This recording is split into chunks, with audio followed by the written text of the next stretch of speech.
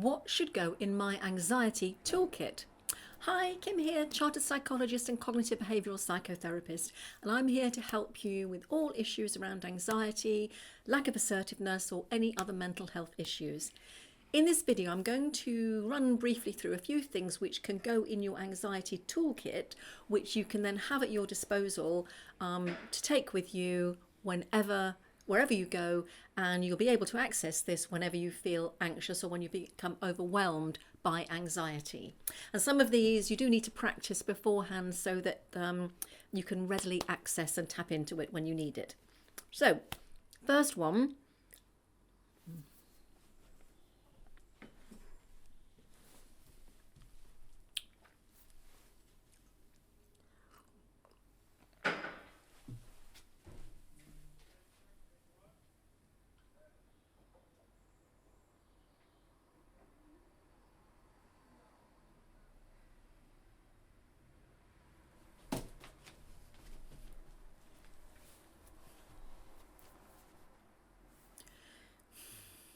What do I need to put into my anxiety toolkit? Hi, Kim here, chartered psychologist and cognitive behavioural psychotherapist, and I'm here to help you with all issues regarding anxiety, lack of assertiveness, or other mental health issues you may have. So what should go in my anxiety toolkit? In this video, I'm going to talk you through a few things which you can put in this anxiety toolkit. Well, it's not necessary, you don't carrying it around in a little metal box, but it's called a toolkit because these are things which you will have readily accessible either in your head or you can just pop them in your bag and take with you, which will then be there should and when you need them. So the first thing is a breathing exercise, because when anxiety goes woof and we go into threat, we need to counteract that to bring our system down. It's not about relaxing, but it's about kind of bringing the threat system back down so that we can calm ourselves. And there are several breathing exercises which you can find on the internet. The one I love the most is the soothing rhythm breathing taught by Paul Gilbert in compassionate mind therapy, and I do a whole video on that of actually how to do that, and it is something that you practice beforehand so that when you need it, it's readily accessible. You know exactly how to do it. There are other kind of yogic breathing, diaphragmatic breathing. There's many different kinds of breathing which help to counteract that threat system and bring you back to a calm, steady state. And this is also great for if you're going for an interview, because we all feel that woof of anxiety when we go for an interview, and this will help to calm you down.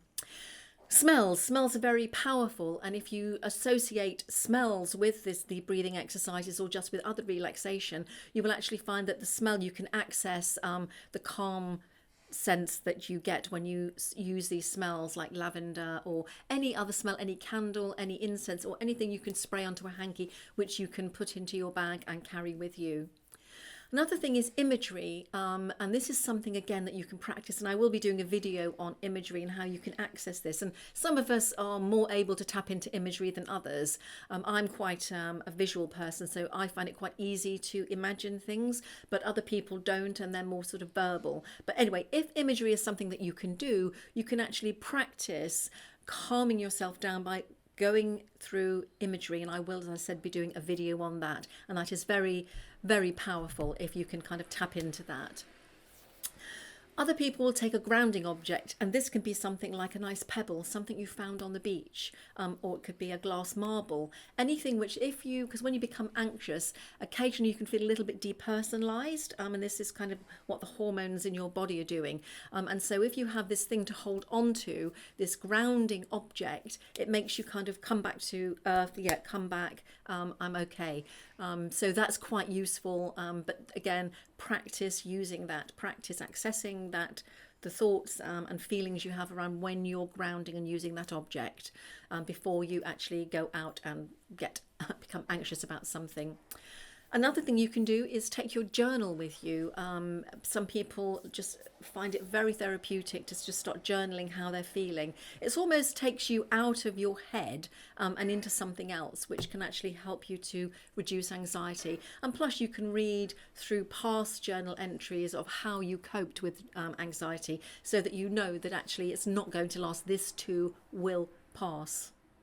Music is another good one, to have some very calming music, well, that you feel that find calming, because it's going to be different for each one of us. Not all of us are going to like the same kind of music or feel the same kind of music will calm us. Some people might have rock and roll and they may find that incredibly calming, because it's something which they tap into and they feel really good when they listen to rock and roll. For others it might be classical, jazz or whatever. But whatever it is for you, a bit of trial and error, finding what music works for you, and then just have a few of those tracks on your phone so that you can put your headphones in and listen to them as and when you need it. And then lastly, sometimes it's quite, if you anxiety gets really, really bad, to have a trusted person who you can text or phone, sort of as a last resort, really, because if you've had all those other things, usually you find that you will be able to come out of the anxiety before it gets so bad. But should you need it, be able to access a trusted person. You may have one or two in your phone, so that if one's not available, someone else is, so that they can actually help you ground yourself and calm down. But I would always start with the breathing exercises and the smells, because these are things which you can access very rapidly and will help to calm your anxiety and bring the soothing system into play. So those are some of the things which you can have in your anxiety toolkit. There are many, many others, and you do what works for you. But think about it beforehand, before you go out, especially if you're going into a very highly anxious situation. Make sure that you've got a number of these things readily accessible so that you can calm yourself as and when you need to. So if you like that video, please check out my other videos. I've got lots of videos on how to manage anxiety, how to become more assertive, because the more assertive you become, the less anxious you will become in certain situations. And I've got a series of videos on all of those. If you like this video, click subscribe, share, put your comments below, and I'll be happy to answer any comments or make videos of anything you would like.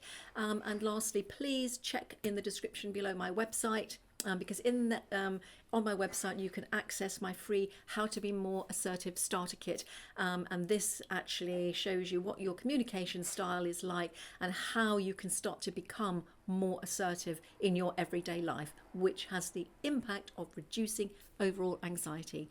So thanks for listening. See you in the next video.